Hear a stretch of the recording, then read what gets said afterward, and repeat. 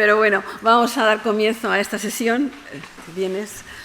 Y bueno, me cabe la satisfacción de presentar a una querida compañera, en este caso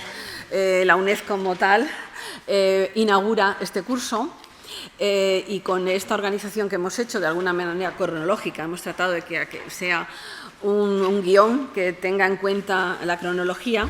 pues vamos a comenzar con el arte medieval y con la presencia de Inés Monteira Arias, que es profesora en el Departamento de Historia del Arte de la UNED, es una especialista, es doctora en Humanidades, con mención europea por la Universidad Carlos III de Madrid, licenciada en Historia del Arte por la Universidad Complutense, es sobre todo, principalmente, especialista en arte medieval, concretamente en iconografía románica y en el estudio de las relaciones entre el Islam y la cristiandad en la Edad Media. Realizó una tesis en el CSIC con becas contrato predoctorales y luego tuvo una beca postdoctoral en Florencia, en el Instituto de Historia del Arte y de la Max Planck, en 2010-2011. Está en nuestro departamento hace relativamente poco tiempo, pero bueno, ha sido la oportunidad de incorporar un medievalista, porque bueno, los departamentos se constituyen en función de la docencia que tienen, pero resulta que cuando uno empieza a buscar un plantel de profesores, pues se da cuenta que no tenemos prácticamente especialistas en medieval. Bueno, pues ella llegó a cubrir, digamos, este hueco. Ha publicado ya 5 libros, a pesar de que es muy joven, y bueno, pues infinidad de artículos y de artículos científicos. También ha participado en cursos muy especializados. Es, yo creo, que un puntal importante de nuestro departamento, así que, bueno, pues felicitarla y además agradecer su presencia en el curso, porque a estas alturas del curso, y valga la redundancia, pues estamos todos ya un poquito agobiados, ¿no? Deseando salir corriendo, porque hay que desconectaros, eso es obligado. Pero bueno, mientras y antes, pues espero que Inés nos dicte su conferencia, que ella la ha titulado Claves de lectura de la imagen medieval. Así que, pues nada, muchas gracias, Inés, y adelante. Muchas gracias.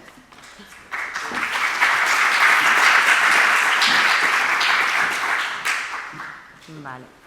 pensé que tenía que cambiarlo. Bueno, pues muchas gracias, María Dolores, y también a Ana Moreno por invitarme un año más a participar en este curso. Y como saben, yo voy a hablarles de la lectura, la interpretación de la imagen medieval y concretamente en los periodos románico y gótico, incluyendo algunas obras de la colección Thyssen que considero son muy representativas de la iconografía gótica. A partir del análisis de algunas obras concretas podremos intentar extraer algunas claves de lectura y de interpretación de la imagen medieval que podremos aplicar a nuevas representaciones. Y luego esto también nos permitirá trazar la secuencia de cambios y transformaciones y también de continuidades que observamos a lo largo de la plena y la baja Edad Media en cuanto al comportamiento de la imagen, que son al mismo tiempo un reflejo de las propias transformaciones históricas, ¿no?, y sociales a las que asistimos. Creo que es importante para conseguir una correcta lectura de la imagen en la Edad Media, alejarnos de ciertos estereotipos que en ocasiones están muy extendidos y aunque al mismo tiempo están muy superados por trabajos de gran rigor científico, afectan a la lectura de la imagen en la Edad Media, ¿no? Esta falsa noción de la Edad Media como de una etapa oscura desde el punto de vista de la civilización y de la cultura es una noción y un término que surge en la época, el propio concepto y término de Edad Media surge en el pensamiento de los humanistas italianos del Renacimiento, que consideran estos 1000 años que separan la antigüedad de su propia época como una época de recesión o retroceso bárbaro, ¿no? Esta idea, lógicamente, como digo, está muy superada, pero en cierto sentido a lo que lleva es contamina el concepto de la propia imagen medieval, que muchas veces ha sido entendida o interpretada como un exponente de primitivismo y de torpeza por parte de los artistas. Sabemos, por supuesto, que en la Edad Media está llena de estilos y de manifestaciones de muy diversa índole. No podemos hablar de 1000 años de historia como carentes, lógicamente, de entidad. Y, en cierto sentido, esta noción de la Edad Media oscura viene también de que en los primeros siglos en Occidente, en los primeros siglos de la Edad Media, sí que asistimos al abandono de las ciudades y hay una inferior producción artística y también escrita. Sin embargo, incluso en esa época asistimos a obras de arte muy sofisticadas, muy elaboradas, y además muchas veces se olvida que la Edad Media pues comprende muchos otros estilos y que precisamente en Oriente y en el mundo bizantino y también en el mundo islámico asistimos a todo lo contrario, un absoluto florecimiento de todas las disciplinas del conocimiento y también de las artes. Vemos que las ciudades se desarrollan en gran medida y también el comercio, y entonces muchas veces esta idea de la Edad Media oscura surge también de solo mirar hacia Occidente, ¿no? En todo caso, todos los avances científicos y humanísticos que se producen en el ámbito, sobre todo islámico, en la primera mitad de la Edad Media, pues influyen mucho en lo que conocemos como el gran despertar cultural europeo, que se produce en los siglos XI, primero con el románico, y luego también en el siglo XIII veremos también un nuevo desarrollo muy importante, ¿no?, de la cultura en muchos casos. Como digo, esto viene a arraigar la idea de que el arte medieval es un arte atrasado, donde se ha perdido la técnica de los maestros antiguos, donde se ha perdido el conocimiento de las artes, pero también, como digo, hay trabajos de mucho rigor científico que no contemplan la Edad Media desde estos cánones fijados en el Renacimiento, donde se entiende que un arte es más avanzado cuanto mayor sea su naturalismo o su realismo, sino que contemplan el arte medieval desde su propio contexto sociocultural. Y sabemos que la imagen y el arte en la Edad Media no representa tanto, digamos, la decadencia de las formas de la antigüedad clásica como el nacimiento de formas nuevas. Vemos que la plástica artística está sometida a una auténtica revolución, porque la función de la obra de arte y sus mensajes se ven completamente transformados. Por eso, lo que hay que destacar sobre todo es el carácter simbólico que tiene el arte medieval, sobre todo hasta la plena Edad Media, donde lo que se busca es transmitir conceptos e ideas, e incluso se persigue alejarse del naturalismo y del realismo. Tanto en el Antiguo Testamento como en el pensamiento de los primeros teólogos cristianos se insiste mucho en no imitar la naturaleza. Incluso hay un cierto recelo hacia los ídolos de Roma, hacia el peligro que tiene la veneración de las imágenes. Y por eso, desde el principio, se pretende que la representación de la divinidad o de los santos se aleje mucho del aspecto del mundo visible de la naturaleza, para que precisamente los fieles no puedan incurrir en idolatría y confundir la divinidad con la propia imagen, ¿no?, que es de lo que se trataba. En todo caso, cuando encontramos en esta época representaciones planas, esquemáticas, desproporcionadas, muchas veces no estamos asistiendo a una decadencia técnica, sino que estamos viendo el resultado de una voluntad artística. Los pintores, los artistas, los escultores persiguen alejarse, como digo, de las formas de la naturaleza para transmitir dogmas, conceptos, ideas, sin que las formas del mundo visible pues, puedan despistar al fiel. Bueno, estos conceptos son especialmente importantes para comprender la imagen románica. Ya sabemos que el arte románico surge como el primer arte internacional o común en Occidente en el siglo XI, el primer arte común de la cristiandad, y se caracteriza por una recuperación de la escultura monumental, principalmente en relieve, tras muchos siglos de ausencia de escultura monumental en el templo cristiano. Esto responde directamente a la voluntad de implantar un arte común en Occidente y un lenguaje común, a la voluntad de diseminar la ideología, sobre todo la ideología de la Reforma gregoriana, que está de alguna manera organizada en la alianza entre lo que es el papado, las órdenes monásticas, principalmente la de Cluny, y también los monarcas y los señores, los poderes locales. Esta recuperación de la imagen monumental no se hace de una manera arbitraria, sino que se hace siguiendo unos códigos que afectan tanto a la manera como al lugar donde se incorporan las imágenes. Y el arte románico se caracteriza por unas convenciones representativas que vamos a enumerar a continuación y que tienen una relevancia, incluso un impacto más allá del arte románico. Algunas de ellas han sido codificadas desde antiguo por los tratados o los manuales más clásicos, originales del arte medieval. Otras podemos deducirlas a partir del análisis de un gran número de imágenes. Así que he tratado de reunir aquí una serie de leyes o de convenciones que en la mayoría de los casos pues, se producen y son están bastante generalizadas en el arte románico. La primera de ellas es la conocida Ley de Adaptación al Marco Arquitectónico, que ya sabemos que fue descrita por Henri Faucillon en 1931 en un estudio sobre escultura románica, según la cual este historiador francés pues, constataba la manera en que la escultura está completamente sometida a la arquitectura, se ascribe solo algunas de las partes del templo religioso, y además las figuras se deforman para ocupar todo el espacio que les es asignado, sin desbordarlo, y como digo, se achatan o se estiran en función de si están en un pilar o en los ángulos de un tímpano. Esto no solo es un elemento que tiene que ver con aspectos de tipo formal, sino que tiene unas consecuencias y unas connotaciones simbólicas importantes, ¿no?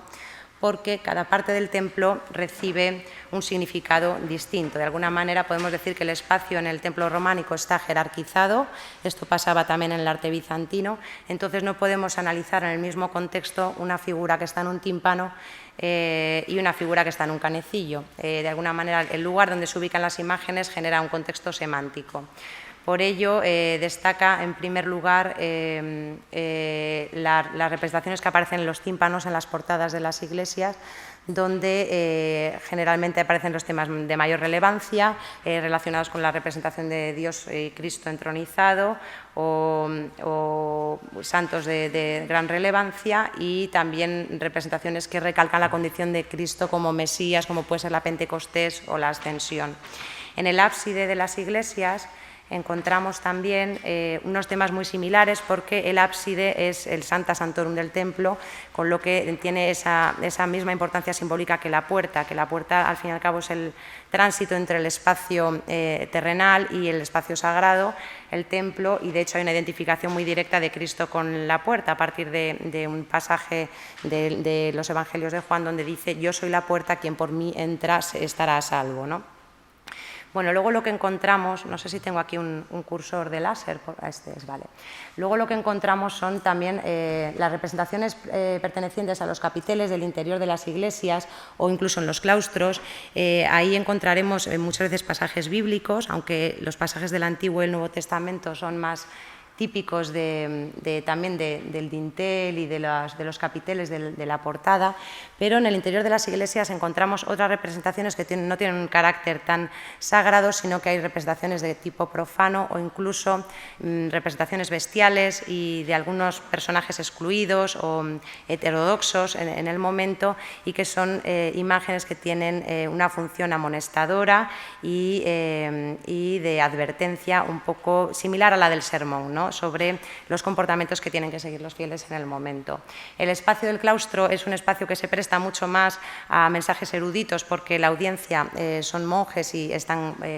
más cultivados que los fieles comunes de la época. Y luego, en última instancia, podemos hablar de lo que son los capiteles de las ventanas exteriores y los canecillos, donde sí que encontramos con bastante frecuencia representaciones profanas que tienen que ver a veces pues, o bien con escenas de combate o representaciones monstruosas o de pecados y pecadores, a veces con un carácter muy grotesco, sobre todo en los canecillos,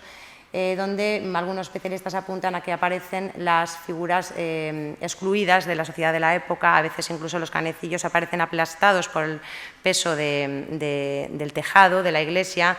significando esta exclusión del templo religioso y ese carácter, como digo, heterodoxo de las figuras. Otra convención que podemos definir es la perspectiva jerárquica, es decir, la diferencia de tamaño de las figuras y cómo el tamaño determina su importancia religiosa, social o moral dentro de un tema iconográfico. Siempre contamos con la representación de Cristo en mayor tamaño y se flanquea de figuras a derecha e izquierda que progresivamente van degradando su tamaño en función, en correspondencia inmediata con su propia importancia. hasta llegar a figuras incluso de carácter negativo, como en esta portada de Beaulieu. Esto puede relacionarse también con un principio que podríamos llamar de claridad compositiva, donde, por ejemplo, un elemento de importancia para la narración puede exagerar su tamaño, por ejemplo, una mano que señala, mientras pueden suprimirse otros elementos simplemente porque no tienen tanta relevancia para la narración. Digamos que las formas están siempre al servicio de los mensajes que transmiten, ¿no? Bueno, otro principio que podríamos definir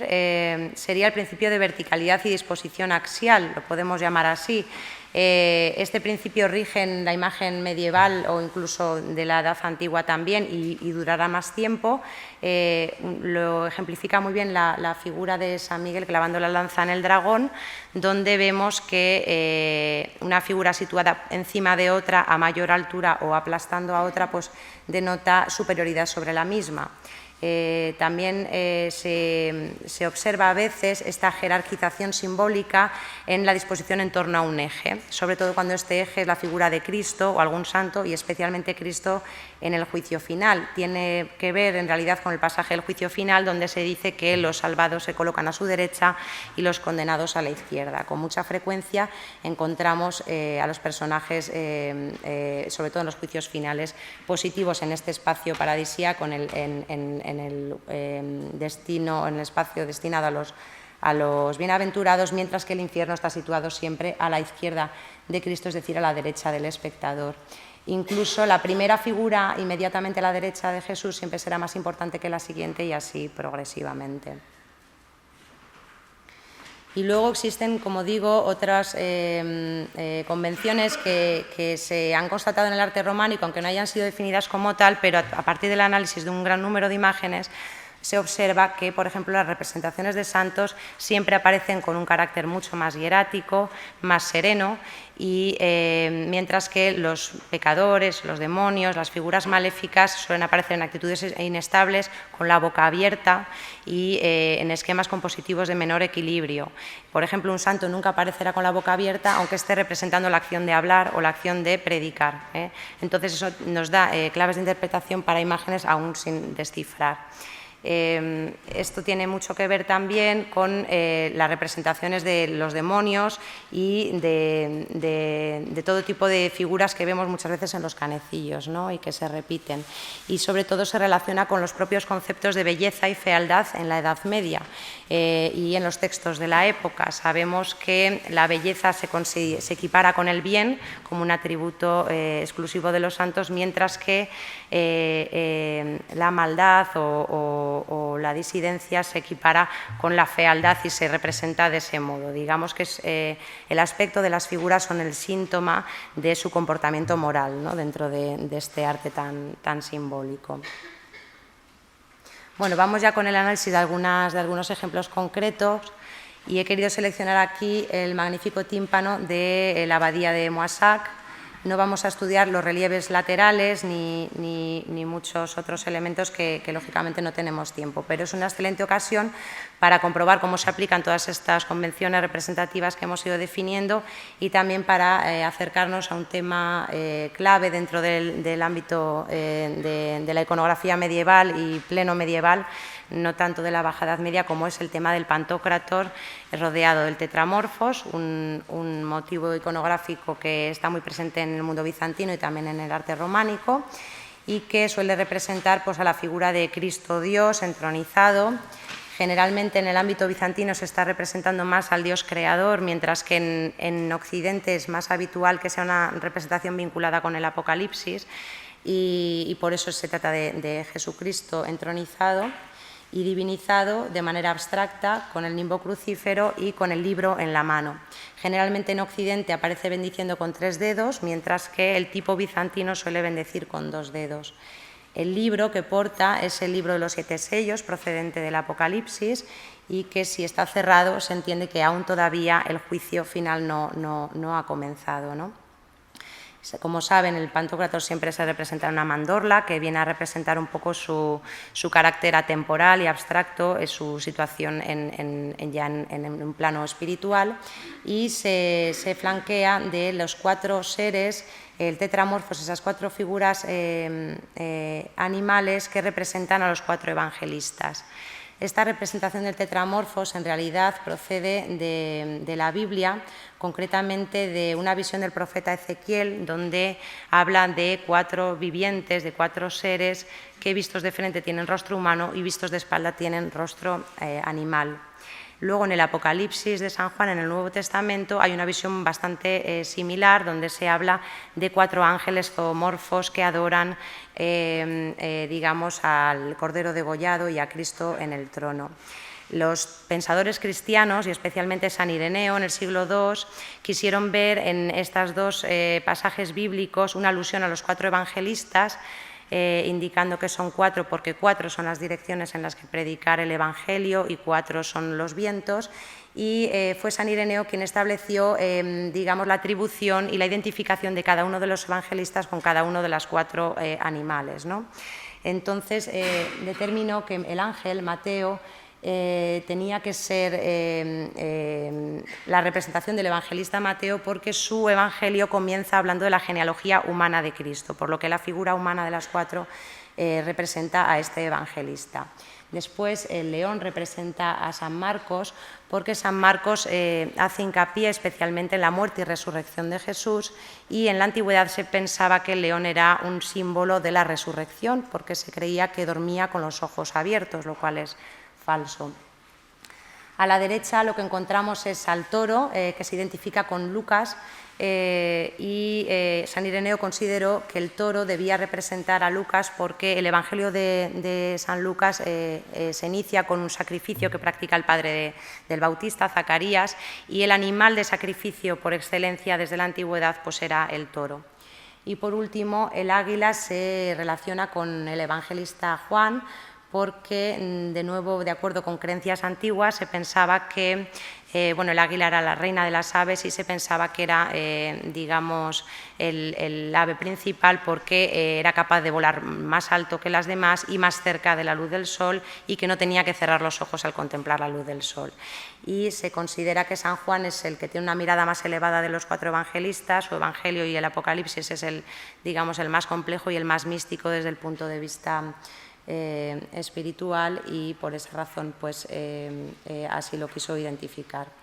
Luego vemos que aquí, de lo que está rodeado el Pantocrátor, es de los 24 ancianos del Apocalipsis. Estamos viendo una representación en realidad de la segunda venida de Cristo al final de los tiempos, siguiendo el texto del Apocalipsis, donde estos 24 ancianos pues hacen son a sus instrumentos y aparecen aquí dirigiendo su mirada hacia el Pantocrátor, que vemos es de mayor tamaño. Vemos que tiene una deliberada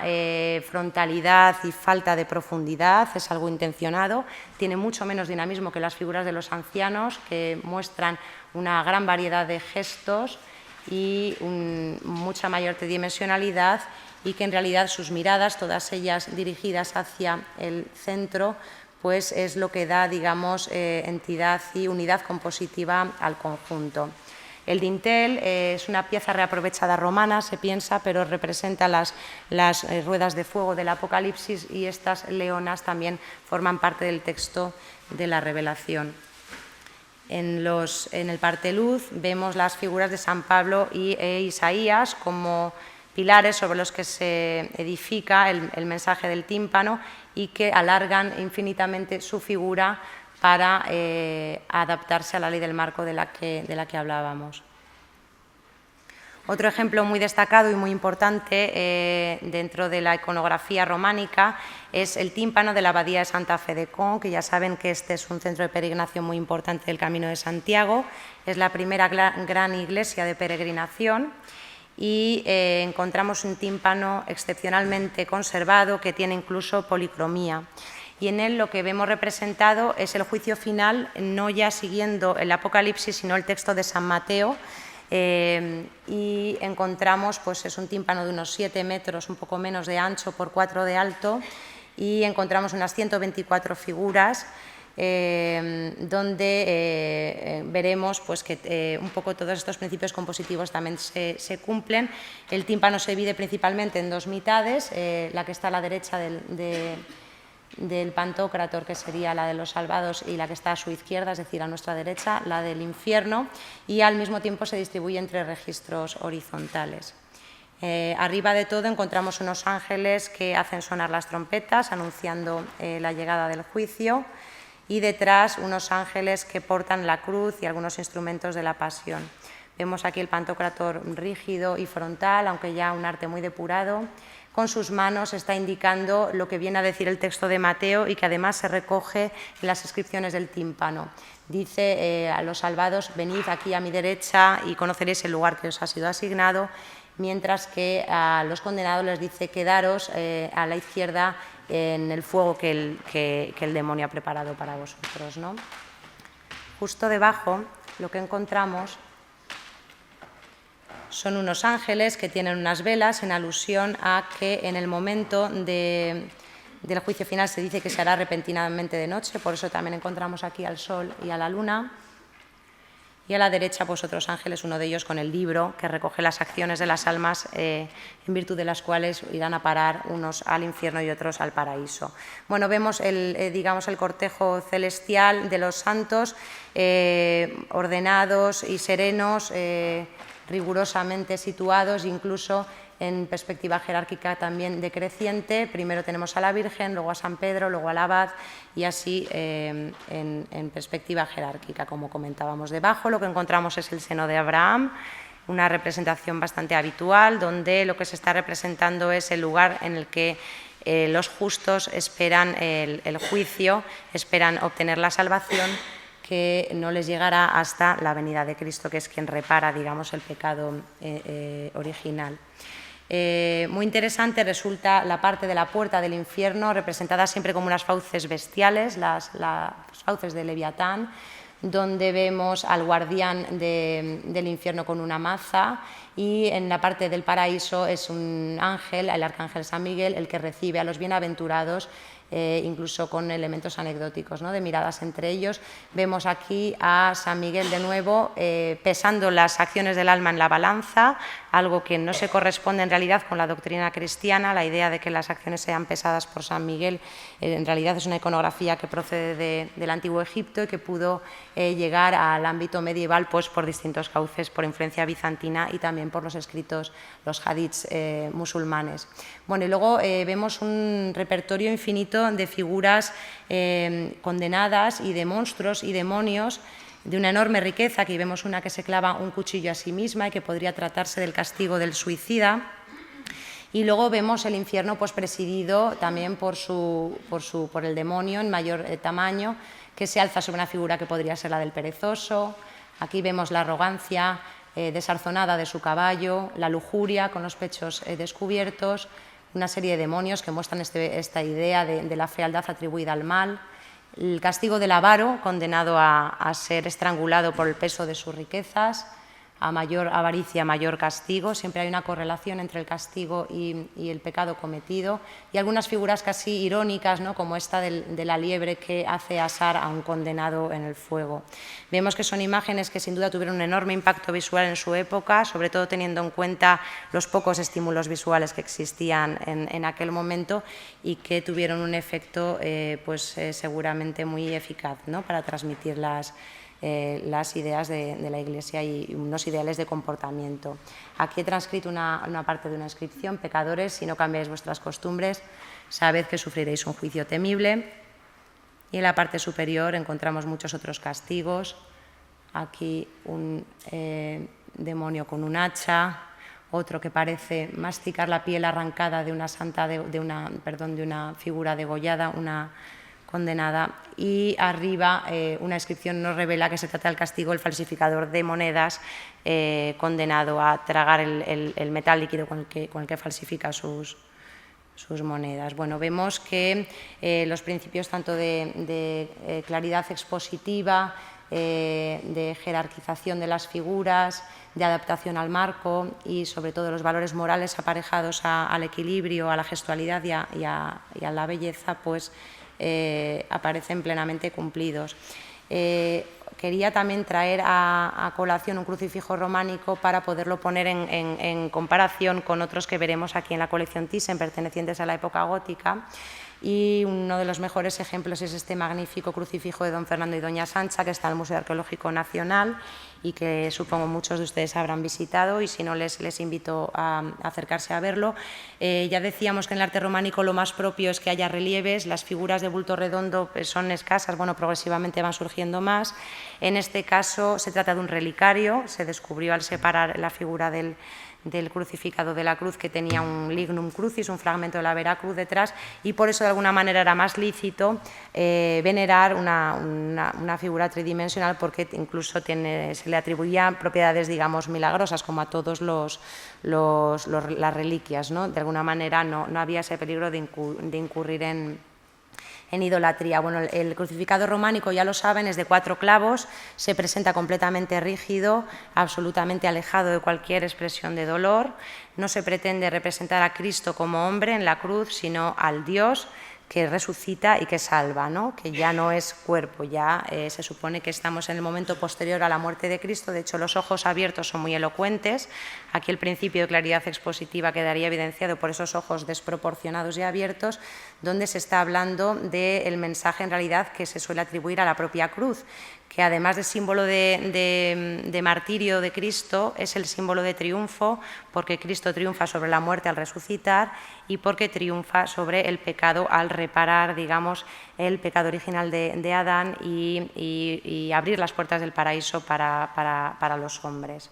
Por ello, justo a sus pies, debajo, encontramos una pequeña representación de una figura semidesnuda, que se trata de la imagen de Adán, que generalmente veremos después en todos los crucificados o en la representación del Calvario, una calavera de Adán debajo. Esta es una tradición hebrea de los siglos II o III, donde se suele indicar que el lugar del Gólgota o Calvario, donde fue crucificado Cristo, era exactamente encima de la tumba de Adán. Esto es una manera también de representar gráficamente esa idea del pecado original reparado por Cristo como segundo hombre, después del primer hombre que fue Adán. También esto se vincula con otra creencia, otra tradición, que indica que el madero de la cruz estaba hecho con la madera del árbol de la ciencia del bien y del mal, que nació a partir de una semilla que Adán llevaba en su vientre en la tumba, ¿no? Como de alguna manera se trata de cerrar el círculo de esta noción del pecado original reparado. Bueno, vemos igualmente que aquí el artista muestra una mucha mayor pericia y dinamismo en las figuras retorcidas que aparecen por todo el marco de la cruz frente a la figura de Cristo. Una vez más comprobamos que es deliberada la voluntad de representar figuras esquemáticas y hieráticas, ¿no? Encima vemos una inscripción y una representación de Cristo ya triunfante, quizá de una anástasis, Cristo que acude a los infiernos a sacar a los justos de la tumba, entre ellos Adán y Eva, y debajo la inscripción no deja dudas, Jesucristus Nazarenus Rex Judeorum, Rey de los judíos. Se está hablando de un mensaje de triunfo. Hay quien ha interpretado también esta cruz como una especie de juicio final. Cristo se resigna y acepta su destino, pero deja caer la cabeza hacia la derecha, donde podría identificarse que están las almas salvadas, mientras que a la izquierda estarían los condenados. Y ya para cerrar lo que es el espacio dedicado al arte románico, resulta emblemático y digamos, idóneo centrarnos en el pórtico de la gloria, concretamente en el tímpano central, debido a que, aunque es un tímpano de época románica o de estilo románico, ya estamos en una cronología también gótica e incorpora muchos de los avances y elementos propios del gótico, ¿no? Resulta interesante ver cómo toda la portada se asienta sobre unas figuras monstruosas, sobre la representación del pecado aplastado por la Iglesia, con este principio de verticalidad del que hablábamos, y en el centro encontramos a Cristo siguiendo el texto del Apocalipsis, pero en este caso no es este Cristo autoritario y distante que inspira temor, sino que es el Cristo varón de dolores, una representación típica del mundo gótico, donde se humaniza la figura divina de Jesús y aparece representando las llagas de su sacrificio en alusión a la salvación y a su propio sacrificio en pro de los hombres. El mensaje es completamente distinto, ya no está tan presente la amenaza del castigo y del infierno, sino que es más un mensaje redentor y de salvación, y encontramos más esta voluntad de conmover y de transmitir la cercanía de la divinidad. Y eso se ve también en el tetramorfos que lo rodea, que aparece por medio de figuras humanas. Los evangelistas aparecen representados casi como escribas medievales, son figuras humanas y casi ya muy individualizadas y acompañadas de su símbolo animal. A los lados encontramos a los ángeles que portan los instrumentos de la pasión, haciendo hincapié una vez más en la idea del sacrificio físico de Cristo por los hombres, y detrás muchas figuras en menor tamaño que representan esos 144.000 bienaventurados, salvados, que se citan en el Apocalipsis. Esta sería una representación muy análoga a la del Cordero místico, el Cordero degollado pero en pie, víctima triunfante, ¿no? Lo más llamativo de este tímpano es la figura de los 24 ancianos, que están magníficamente tallados. El estilo del maestro Mateo es ya muy avanzado, y además es un catálogo casi de los instrumentos musicales de la época y ha servido como fuente prácticamente exclusiva para recrear y reconstruir muchos instrumentos medievales. Aquí vemos un detalle de estos ángeles que portan la cruz, la columna, la lanza, la esponja, la corona, todos los instrumentos de la pasión. En el parteluz lo que tenemos es a Santiago, de manera excepcional, generalmente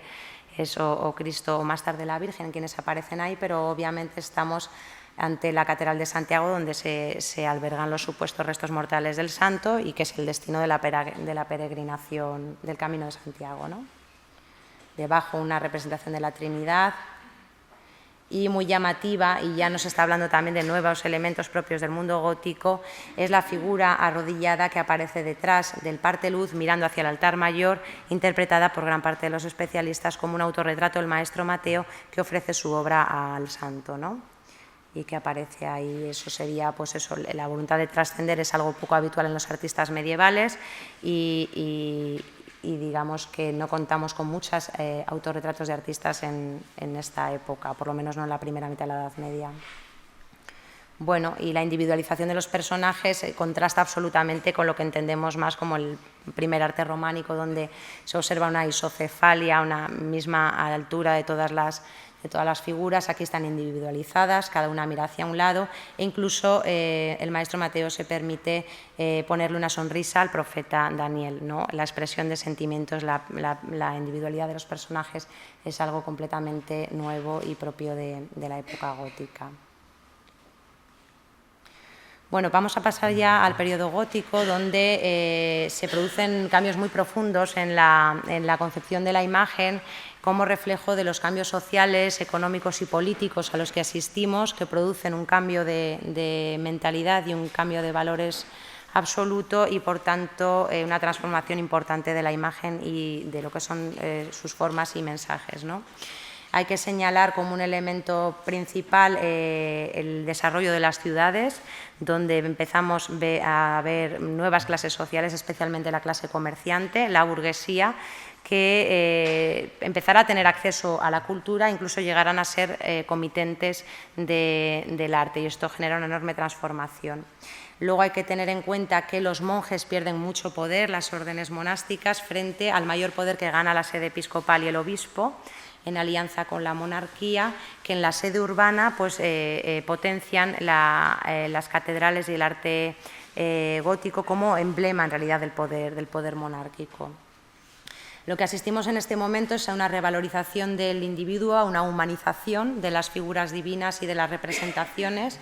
y vemos que se acerca la forma de lo divino la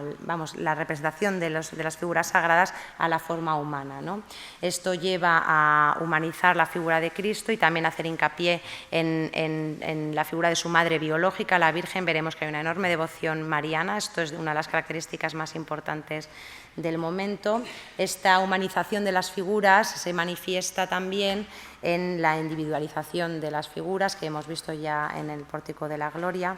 y en el nacimiento del retrato como un género que surge precisamente en esta época. El gusto por lo anecdótico, por querer narrar pasajes de la vida de los santos de tipo curioso, que susciten el interés de la gente y que hagan parecer a los santos más cercanos a los fieles, pues lleva a recurrir a los evangelios apócrifos, que no son los evangelios canónicos reconocidos por la autoridad de la Iglesia, pero que fueron tolerados y usados asiduamente en el arte religioso precisamente para ofrecer historias y detalles de la vida de los santos que no aparecen recogidas en los evangelios como tal. Y todo esto es consecuencia de una nueva sensibilidad hacia la belleza natural, predicada sobre todo por San Francisco de Asís, que es una figura que genera un enorme impacto en la mentalidad de su época y que tiene una gran responsabilidad en el cambio que observamos en el arte de este momento, donde se considera que la naturaleza es una obra divina, la obra de Dios a la que el hombre debe mostrar su afecto, que Dios se refleja en las piedras, en las plantas, en la belleza humana también, y por tanto no será incurrir en vanidad o en idolatría representar el cuerpo humano en toda su plenitud y belleza o la naturaleza, sino muy al contrario puede ser entendido como una alabanza a la obra de Dios, ¿no? Entonces, en este sentido, pues hay un cambio muy profundo en el arte. Vemos, sin embargo, la continuidad de algunos recursos y convenciones de las que hemos mencionado. El naturalismo impone la completa desaparición de la ley de adaptación al marco arquitectónico, las figuras ya se expresan en toda su tridimensionalidad, la escultura no está tan sometida a la arquitectura, sino que tiene su propio espacio y pues para adaptarse, por ejemplo, a los tímpanos, pues las figuras pueden arrodillarse, pero nunca perder su proporción o perder sobre todo su armonía, ¿no? Y su tridimensionalidad. Vemos también que persiste en cierta medida la jerarquización del espacio del templo, aunque de una manera distinta, pero vemos como las famosas gárgolas góticas son, digamos, las herederas de los canecillos románicos y aunque tienen esta función muchas veces de canalizar el agua, pues sí que representan figuras maléficas, demoníacas y que quedan un poco en el exterior del templo. El arte de los márgenes de los manuscritos, las marginalia, aquí he traído un pequeño detalle, pues también viene a, digamos, a constituir un espacio marginal donde otro tipo de figuras más profanas, otro tipo de discursos aparecen reflejados. La perspectiva jerárquica permanece hasta finales de la Edad Media, lo veremos mucho en obras de la colección, como esta que he traído aquí, que luego vamos a ver un poquito en más detalle, donde generalmente los donantes aparecen en menor tamaño que los santos o los ángeles. Esto lo vemos hasta casi el siglo XV con la pintura flamenca. Es muy habitual que el tamaño de la figura determine su importancia o que al menos cuando se mezclan personajes sagrados con profanos, pues se quiera marcar esa diferencia de tamaño. El principio de verticalidad y de disposición axial es algo que permanece mucho más allá de la Edad Media, por supuesto en el juicio final, como este crucificado que traigo aquí, siempre seguirá apareciendo el buen ladrón a la derecha, el mal ladrón a la izquierda de Cristo, es decir, a la derecha del espectador, las figuras de las santas damas en su derecha, hacia la que Cristo deja caer su rostro, mientras que los personajes más negativos están a la izquierda. Y la idea de superioridad por ejemplo, pisar a la sierpe, figuras de la Virgen que pisa a la serpiente, es algo que encontramos también en el arte de cronologías muy posteriores. Y luego en el mundo gótico resulta muy significativa la presencia de estos valores morales aparejados a la gesticulación y a la belleza y a la fealdad,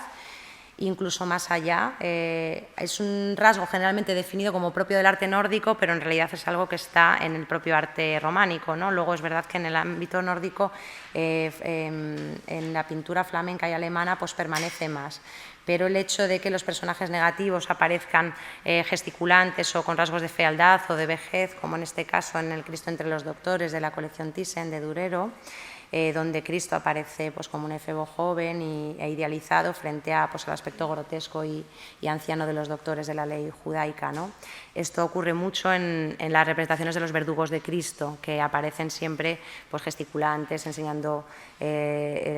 los dientes o su ausencia de dientes, y es algo muy, muy habitual. Y luego la figura del Boidieu de la Catedral de Amiens representa muy bien cómo en los parteluces empezamos a encontrar esta figura idealizada de Cristo o de Dios, digamos, encarnando el ideal de belleza de la época y que viene a ser un reflejo pues, de la virtud espiritual, ¿no? Por medio de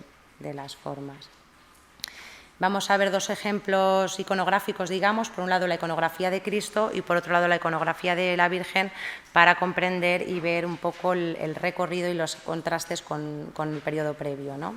Se define ya de manera definitiva lo que viene a ser el juicio final gótico, se rechaza el Apocalipsis como fuente y se suele hacer un juicio final basado en la versión de San Mateo y también del Evangelio de Juan, pero no el Apocalipsis, y triunfa esta figura, como la que vemos aquí en la Catedral de Chartres, de Cristo Varón de Dolores,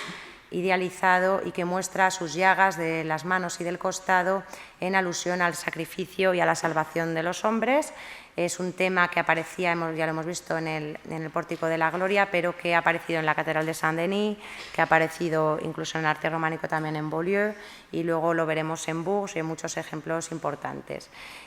Aquí Cristo aparece flanqueado por la Virgen y San Juan. Es muy habitual que aparezcan como directos mediadores entre los hombres y Cristo, que aparecen como rogando por los hombres, y después se flanquea de los ángeles con los instrumentos de la pasión en referencia a esa salvación que viene tras su sacrificio físico.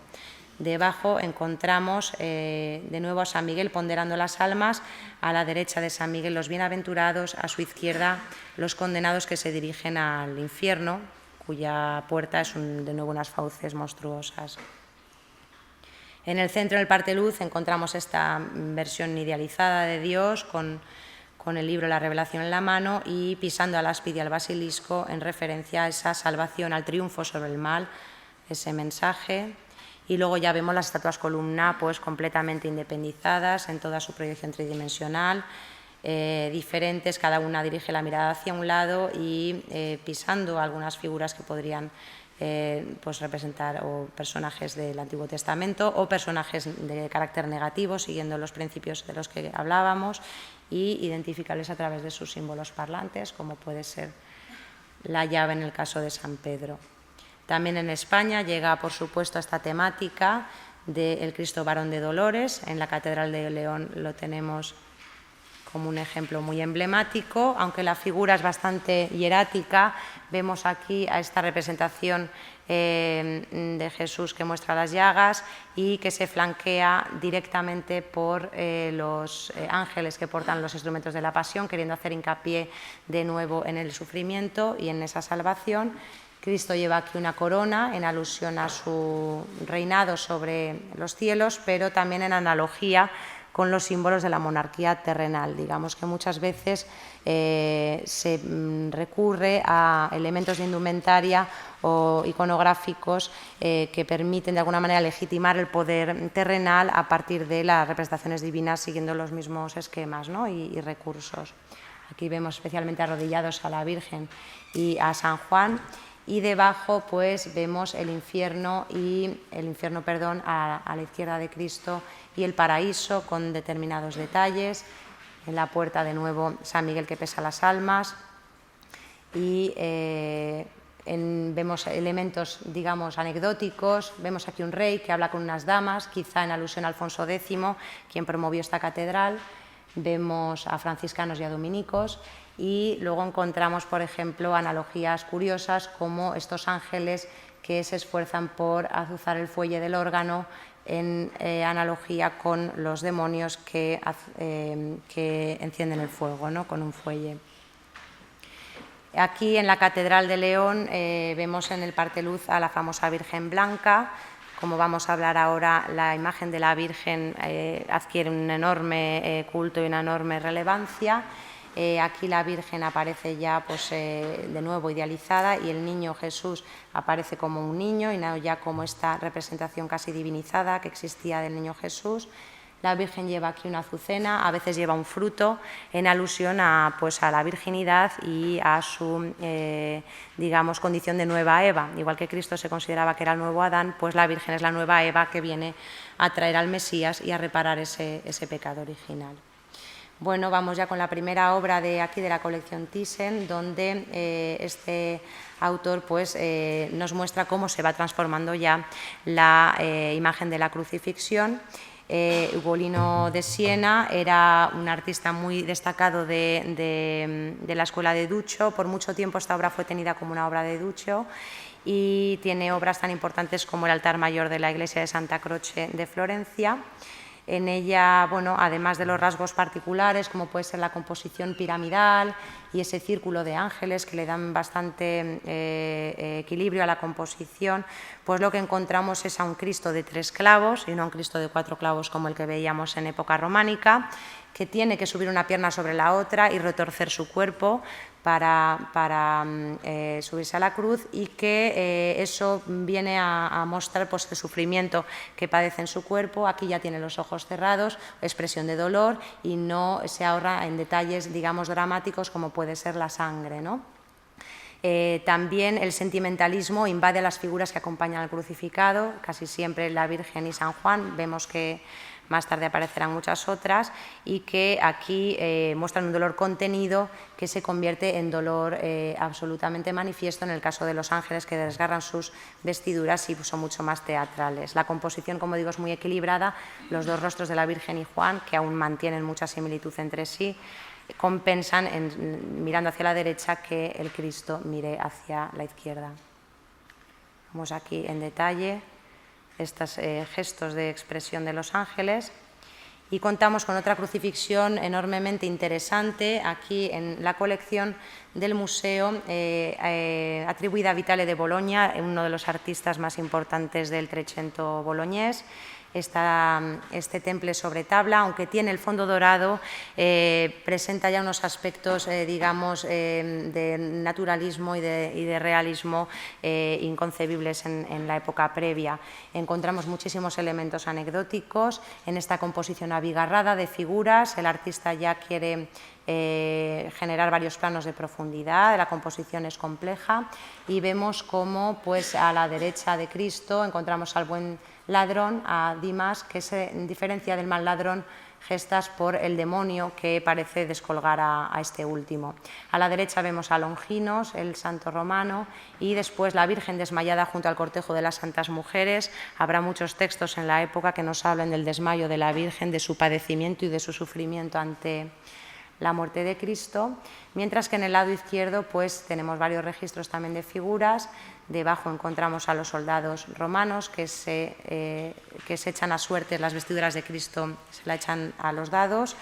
y luego unas figuras en menor tamaño que representan a judíos, a los hebreos, con un carácter peyorativo, lo cual nos está hablando también del antisemitismo de la época, ¿no? Y arriba de todo pues, otros soldados también con unas connotaciones probablemente bastante negativas. Vemos cómo aquí aparece la calavera de Adán y cómo incluso la sangre resbala prácticamente hasta la tumba de Adán, de manera que se habla de esta idea del sacrificio que repara el pecado original. Aquí vemos más detalles.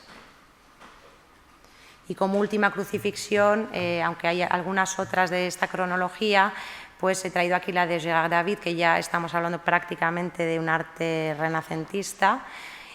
Como saben, el arte de los primitivos flamencos pues, se desarrolla en todo el siglo XV en la región de Flandes. Este autor es particular porque tiene una enorme influencia italiana, aunque esta es una obra primeriza y no lo muestra tanto, pero vemos ya un mayor naturalismo donde el fondo ya no es dorado, encontramos un paisaje, el sentimentalismo asignado a las santas y la Virgen desmayada, y el grupo de los judíos que dan la espalda al espectador, que aparecen ricamente ataviados y que tienen un carácter también muy peyorativo, y algunos elementos anecdóticos, casi de desacralización de lo sagrado, desacralización del arte, que es muy típica de estos primitivos flamencos, como son los dos perros que juegan con la calavera de Adán. Aquí vemos algunos detalles del magnífico paisaje. Este pintor estuvo a la cabeza del gremio de pintores en la ciudad de Brujas, ya en esta última época de de los primitivos flamencos. Y luego se llega incluso a detalles casi de mortificación del cuerpo de Cristo. Es muy significativa la obra de Grünewald en este sentido, y este anónimo alemán pues también lo muestra como el cuerpo de Cristo bajado de la cruz, en este caso, pues presenta llagas y restos de sangre ya hasta límites bastante incluso expresionistas, ¿no? Y por último quiero comentar un poco la iconografía de la Virgen, que en realidad es la verdadera transformación de esta época, el modo en que la devoción mariana adquiere una enorme importancia tanto a nivel del arte como desde el punto de vista de la religiosidad y de la sociedad. Esta enorme devoción mariana deriva en realidad de la humanización de la figura de Cristo, que lleva digamos, a que el culto se vuelque hacia su madre biológica y a exaltar un poco la relación materno-filial, madre-hijo, y su figura como mediadora, como personaje más afín a los fieles, como humano que sirve de intercesor y que ruega por los hombres. Esto llevará a que se enriquezca muchísimo el repertorio de la iconografía relativa a la vida de la Virgen y que sea fundamental en los evangelios apócrifos como la leyenda dorada de Vorágine, para que los artistas puedan recoger pasajes que se desconocían sobre la vida de la Madre de Cristo. Y veremos incluso una gran analogía con la vida de Jesús, veremos cómo se habla de la concepción libre de mancha de la Virgen, el famoso tema del abrazo de San Joaquín y Santa Ana, los padres de la Virgen, ante la puerta dorada, pues no viene a representar otra cosa, sino que la Virgen no solo concibe de manera virginal a Jesús, sino que además es fruto de una unión libre de mancha, ¿no? De ahí viene luego el dogma de la Inmaculada Concepción que precisamente se arraigará a finales de la Edad Media. Bueno, luego hay muchos otros pasajes como la Virgen entrando en el templo o la Asunción de la Virgen, la muerte de la Virgen, temas que van en paralelismo con la vida de Cristo y que muestran la enorme devoción que existe en este momento y que se relaciona mucho con esta noción de la Compasio Mariae, defendida por San Bernardo de Claraval en sus escritos, donde se indica que el padecimiento que Cristo sufre en su cuerpo, la Virgen lo vive en su alma, y que la Virgen aparece de alguna manera como una figura que invita a la compasión y que es la testigo privilegiada del sufrimiento de su hijo, y un poco se insiste en esta idea del dolor compartido entre las dos figuras. Es en la Catedral Francesa de Senlis donde por primera vez encontramos un tímpano presidido por la coronación de la Virgen. Por primera vez vemos a la Virgen al nivel de Jesús, al nivel de Dios, coronada en el reino de los cielos. Aquí además el tímpano se inscribe en una especie de M en alusión a María, y debajo también por primera vez encontramos la representación del tránsito de la Virgen, la muerte de la Virgen y su deposición en el sepulcro. Digamos que la doctrina de la Asunción de la Virgen, la idea de que la Virgen sube a los cielos tras morir, no solo en alma sino también en cuerpo, era defendida en Oriente desde el siglo VI y en Occidente empieza a introducirse en el siglo XII. Luego no será dogma de fe hasta 1950, pero digamos que es un tema iconográfico que aparece recogido, y por eso precisamente no existen reliquias del cuerpo de la Virgen, porque se entiende que su cuerpo asciende al cielo, lo mismo que el propio Jesús.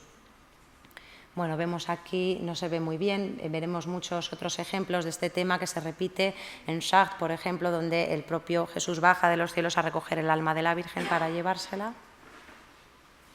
Y es en el tema de la Virgen con el niño donde se operan un mayor número de cambios. Aquí veríamos unos, digamos, indicios de medievalismo o casi de un arte mucho más influido por el arte bizantino y más cercano al románico que lo que es el gótico. Este maestro florentino de la Magdalena, esta pieza que se conserva también aquí en el museo y que muestra esta representación absolutamente frontal de la Virgen, un poco siguiendo el modelo de la Theotokos bizantina, la Virgen como trono de Dios,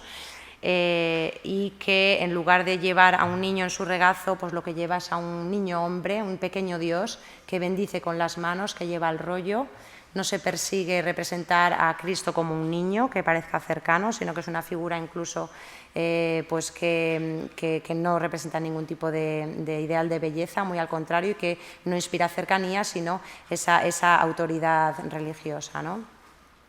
Aquí tenemos otro caso muy similar, unos pocos años después, otro anónimo veneciano conservado aquí en la colección, y donde encontramos muchísimos elementos típicos de la iconografía bizantina y esta representación de la Virgen y de Jesús como el niño hombre, donde no hay ninguna voluntad de mostrar una cercanía entre madre e hijo, de presentar a Jesús como un bebé o como un niño, y donde lo que se hace hincapié es en este fondo dorado y en esta divinidad de la Virgen. Aquí vemos la Anunciación, el Arcángel San Gabriel y la Virgen. Este es el momento en realidad cumbre y más importante de la vida de la Virgen, lo que la convierte en el personaje importante que es, ya que el momento del anuncio es el momento también de la concepción, el momento en que Cristo es engendrado virginalmente en su vientre. Y aquí vemos una natividad siguiendo los elementos de la iconografía bizantina, como es el baño del niño por las parteras, Salomé y Celomí, y luego vemos también a la Virgen convaleciente y no en adoración, como es más habitual en Occidente. El anuncio a los pastores está al lado. Y en esta tabla muy importante dentro de la colección vemos ya un cambio absoluto de sensibilidad hacia la figura de la Virgen y del Niño. Esta tabla solo tiene 50 años, es 50 años posterior a la anterior, pero vemos ya un cambio absoluto de sensibilidad donde la Virgen se identifica también con un ideal de belleza y el niño parece un niño, aparece incluso siendo amamantado, es una figura con su sombreado tridimensional y muy cercana. Y esta tabla es muy importante dentro de la colección porque incluye el primer retrato que se conserva del Museo Thyssen, el más antiguo, en este donante aquí arrodillado, siendo además el retrato un género pues, ampliamente representado en la colección. Esta es una Virgen de la Humildad, es un tema que aparece además, de hecho el tema Virgen de la Humildad aparece en una inscripción, es un tema que fue especialmente defendido, digamos, y divulgado por los franciscanos, donde la Virgen se sienta sobre el suelo y no sobre un trono, y es una figura, es una tabla muy importante, muy interesante, por esta figura del donante aquí arrodillado, que ofrece la obra y ruega a la Virgen, y por el esqueleto que lo acompaña. El gran padre de la iconología, Erwin Panofsky, dedicó un estudio a esta tabla y a la figura de la muerte, que aparece precisamente en este siglo en el arte en relación con la peste bubónica que estaba diezmando la población europea. Veremos danzas de la muerte, veremos la figura de la muerte a través de un esqueleto aparecer en el arte de esta época, recordando la fragilidad de la vida. De hecho, aquí hay una inscripción que dice algo así como está siempre presto a morir, siempre está listo para la muerte, y según Erwin Panofsky aquí lo que está haciendo la muerte es recomendar al donante para el cielo, ¿no? Para ser acogido entre los bienaventurados. Bueno, vemos la coronación de la Virgen también en una tabla de aquí de la colección, donde este autor anónimo que trabajó en el área de Fidenza, pues presenta esta equiparación prácticamente de la Virgen como figura femenina y figura cercana, reina de los cielos, que recibió y recibe aún pues, muchísima devoción popular. Y en última instancia también encontramos esta representación de la Asunción de la Virgen, de un autor alemán, Johann Korbeck, pero de estilo plenamente flamenco, es un óleo sobre tabla, donde los apóstoles aparecen con sus rostros individualizados, expresando su sorpresa ante la Asunción de la Virgen en el cielo, que es acogida en el seno del Padre, ¿no? Y alabada por ángeles que hacen sonar los instrumentos. La última tabla que he querido traer aquí es esta piedad, porque precisamente la piedad es un tema que surge en torno al año 1400 como culminación de esta Compasio María, esta veneración y compasión hacia la figura de la Virgen. Aquí estamos ante un pintor flamenco anónimo, muy influido por Roger van der Weyden, aunque con una técnica mucho menos depurada, donde el sentimentalismo cobra muchísimo protagonismo. Y de hecho repite además un cuadro idéntico de Dierik Bouts, también con mayor maestría, pero iconográficamente lo repite probablemente por encargo del mecenas. A los lados lo que encontramos es a los donantes que van creciendo en tamaño, ya el retrato surge por esta época, y están acompañados de sus santos patronos, los santos patronos de su nombre. Y lo que encontramos aquí, pues como digo, es este tema de la piedad, donde se habla del dolor compartido entre la Virgen y Jesús, y esta imagen conmovedora que busca encontrar la compasión de la Virgen con su hijo muerto en su regazo, ¿no? Vemos una distancia enorme, por ejemplo, entre esta representación del Cristo lívido y muerto en brazos de su madre respecto del Pantocrátor que veíamos al inicio en Moissac, 300 años anterior, donde vemos que ha habido un recorrido enorme, un cambio enorme tanto en el arte como en la sociedad. Vemos así que bajo el apelativo de Edad Media pues incluyen muchos estilos, aunque aquí solo hemos abordado una parcela muy pequeña de la Edad Media. Se incluyen recursos artísticos que muchas veces son en realidad atribuidos a la Edad Moderna, pero que se gestan en tiempos previos, y comprobamos además pues, que el arte medieval es especialmente rico desde el punto de vista de los mensajes, de los contenidos, es muy denso en contenidos y ofrece pues, mucho al campo de la iconografía. Muchas gracias por su atención.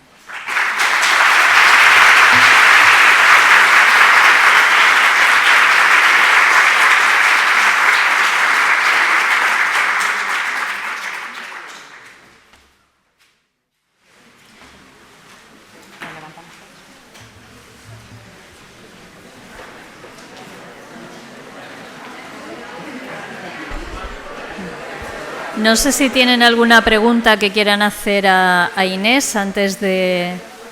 salir, porque ella luego no se puede quedar a la segunda parte de la jornada. Si alguien quiere hacer alguna pregunta, bueno, pues si no, vamos a tomar café. ¿Hay una pregunta? Sí, por aquí. Un momento que le dejan el micrófono. Mientras les digo, el café es en la terraza superior de la cafetería. Ahora les vamos a ir indicando para ver si lo hacemos rápido. Pregunta. Es que se me escapó, no la oí muy bien. Hizo en algún momento mención a una imagen del sol y la luna que hay en una catedral que conozco y es que la verdad es que no oí muy bien la explicación que dio. A ver si podía... Pues es habitual encontrar la simultaneidad del sol y la luna, tanto en la crucifixión como a veces en el juicio final, porque en la Biblia se hace referencia a que repentinamente en pleno día se hizo de noche. Entonces suele aparecer...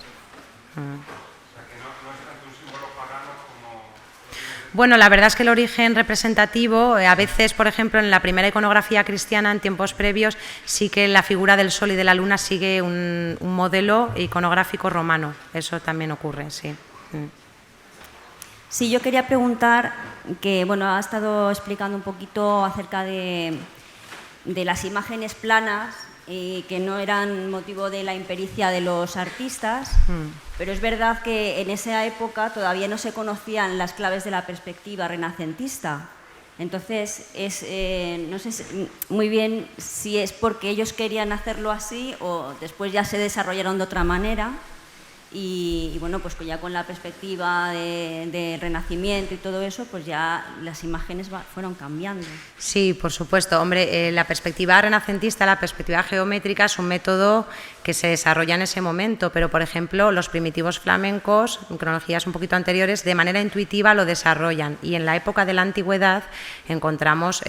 pinturas, murales, donde sí que hay una perspectiva donde se van decreciendo las figuras conforme se alejan del espectador. Ese método es un método representativo que se desarrolla en el Renacimiento, pero el naturalismo y el realismo no es patrimonio del Renacimiento, surge mucho antes. Y de hecho en época medieval encontramos, por ejemplo, las artes suntuarias, que estaban destinadas sobre todo a clérigos, pudientes y demás. Ahí sí que vemos que se conserva el naturalismo en gran medida, es decir, la técnica de representación tridimensional, de escorzo, de paños mojados, permanece a lo largo de la Edad Media en función de si querían o no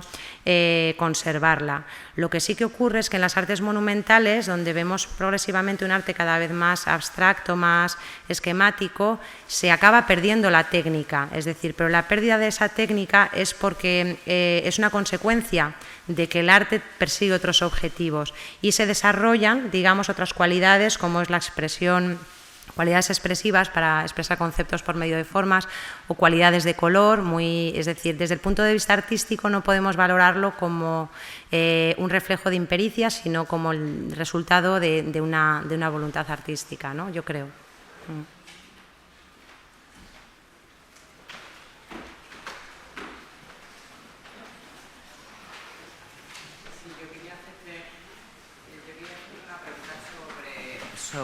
Has mencionado que sobre todo en el románico hay cierta policromía que me imagino que además es problemática más que nada por conservación. Pero sí no has hecho ninguna referencia, que no sé si es por la falta de material de investigación, en donde el color, o sea, la policromía de la escultura tuviera que ver de la misma manera con el simbolismo y con la referencia al bien y el mal tan clara que hay en las imágenes. Y sin embargo, a lo mejor en la policromía no sé si existe esa misma diferenciación. Pues me alegro muchísimo que me haga esa pregunta, porque efectivamente a veces nos olvidamos de que la escultura románica estaba casi prácticamente toda ella recubierta de policromía y se ha perdido en su mayor parte, y eso hace pues que podamos interpretar mucho peor las imágenes, en los elementos pintados que pudo haber, incluso inscripciones pintadas, y el simbolismo de los colores, o por ejemplo la tez de los personajes cuando están representando a un negro o a un musulmán, o algunas figuras heterodoxas, los demonios que aparecen siempre con otra policromía, pues digamos que sería fantástico poder conservar en mayor medida la policromía, y es un elemento que acompañaba la iconografía de una manera absoluta, pero que lamentablemente lo hemos perdido, ¿no? En relieves sí, claro, luego en manuscritos y en pintura mural sí se conserva y se sabe que hubo un simbolismo del color muy acusado, sí.